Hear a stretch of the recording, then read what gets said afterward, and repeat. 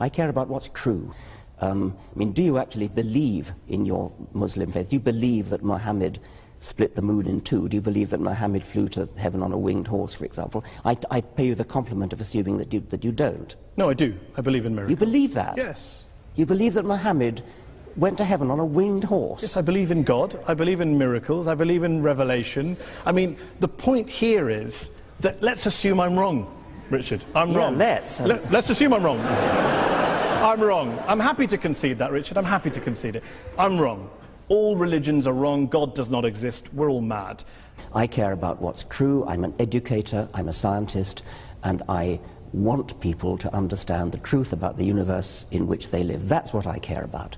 And I regard religion as a distraction, and in some cases a pernicious distraction from true education, which I love and value the way you value and love your God.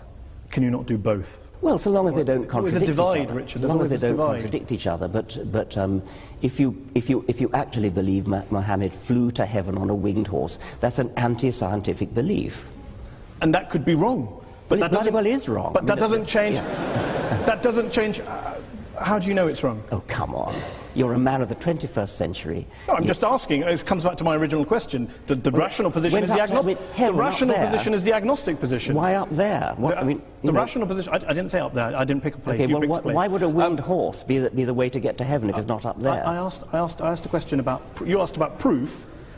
I'm all for saying I can't prove it, but can you prove he didn't do it? I mean, this is the end-all debate. Didn't fly to heaven on a winged horse? I'm just asking on your criteria. I'm just asking on your criteria. No, I can't prove it, and I can't prove it wasn't a golden unicorn. But I'm fascinated that you'd rather. I'm fascinated that you'd rather talk about what animals the Prophet may or may not have used 1400 years ago, rather than talk about what Muslims or Islam is doing in the world today, good or bad. Well, that seems to be the distraction. If anyone's distracted, it seems to be you. Well, that's your view. I'm fascinated by how somebody, a respected, sophisticated journalist in the 21st century, can believe that a prophet flew to heaven on a winged horse. Let me ask you this. Are all people who hold beliefs in God and in miracles and the supernatural, do you regard them all as intellectually inferior to you? I regard those beliefs as intellectual nonsense. I don't regard the individuals as intellectually inferior to me, because many of them palpably are not. A personal question from me. You talk about how to teach children that there is one God, or that God created the world in 6 days, that is child abuse. To even teach your children religion is child abuse. So, I have a daughter. I teach her about Islam and the horse. Am I guilty of child abuse? Do you teach her the world was created in 6 days? No, because Islam doesn't teach that, Richard. I'm delighted to hear that. I ask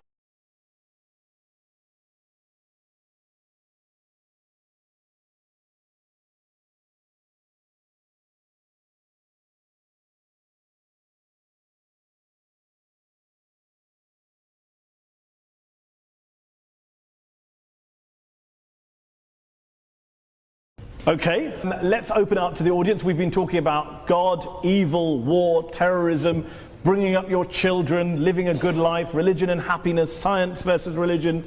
Who would like to answer the first question? Yes, you? If the Almighty God appears suddenly on the cloud or on the earth or part of the universe, what is your reaction? Are you going to believe, or are you going to go against him? What would it take for you to believe in God, not just miracles? Yeah, I mean, popping his head through the clouds. Yeah, that's the thing I've worried about a lot. Obviously, it would do wonders for the book. Would the world be a better place if religion disappeared tomorrow? Yes. Despite all the good things we discussed, you recognise. It does make me chuckle that you mock me for believing in a prophet that flies into a heaven, but you believe in lots and lots of universes that you can't show me, prove to me, test to me in a lab, as a basis of getting out of believing in a God and a prophet.